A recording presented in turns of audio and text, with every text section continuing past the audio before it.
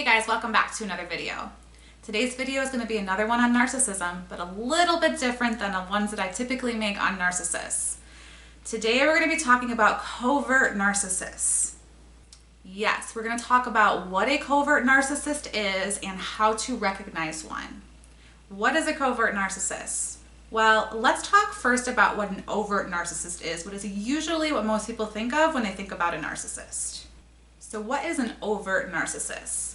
Well, let's talk about the word overt first and what it means. Overt basically means observable. So when someone is overt, they're doing behaviors that we can look at and we can observe. We can see it happening in front of us. And the reason that we are so bothered by narcissists a lot of the time is because of these overt behaviors. We see the anger, we see the aggression, this very big, grandiose, self-involved personality. And while many narcissists are overt, there are ones that are more covert. And this can be really dangerous because these narcissists can actually be more sneaky. And when you go to call them out on their poor behavior, because they still have poor behavior, you're less likely to be believed because it's not as overt, it's not as loud. What? No, that's not a narcissist. All narcissists yell and scream, right? They're like little children.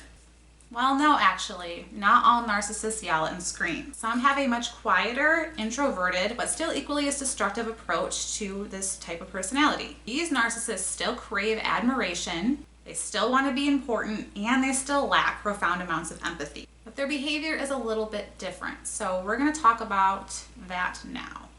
So covert narcissist still has the same goals as an overt narcissist, yet they're a little more subtle and introverted, sometimes quieter in their approach to it.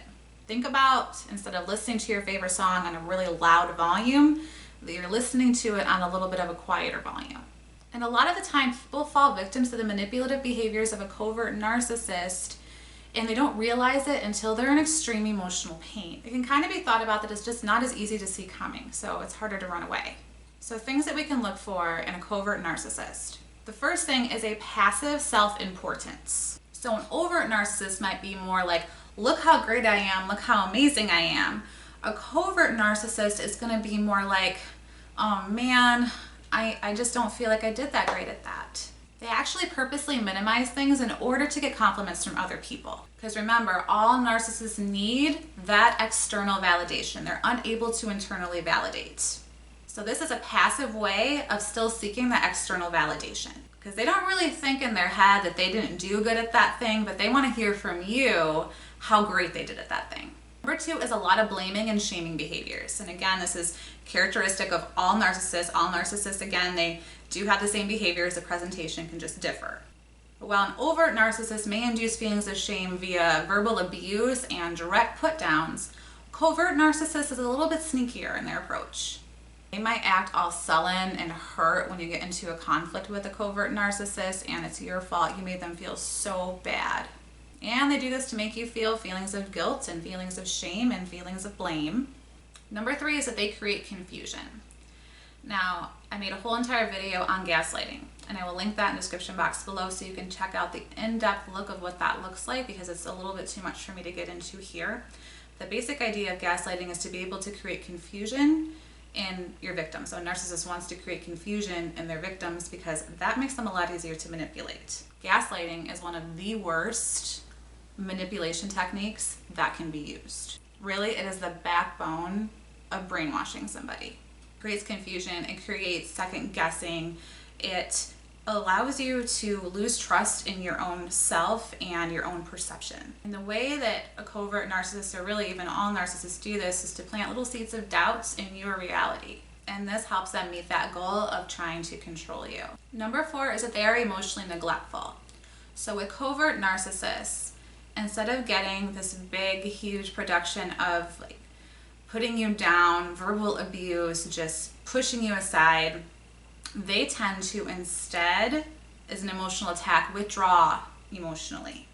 There's a term in relationship psychology called stonewalling, and what stonewalling is basically putting up a stone wall between you and the other person emotionally. A lot of the time this can just look like the silent treatment, like they just don't say anything at all. Like you're really upset, you're having a really, really difficult time, You're having a lot of emotions and a lot of feelings that aren't good, and they don't say anything at all. They ignore it. They'll get up and leave the room. Maybe they'll turn up the TV or the radio to drown you out. If you do something well, they don't give you any verbal praise for that.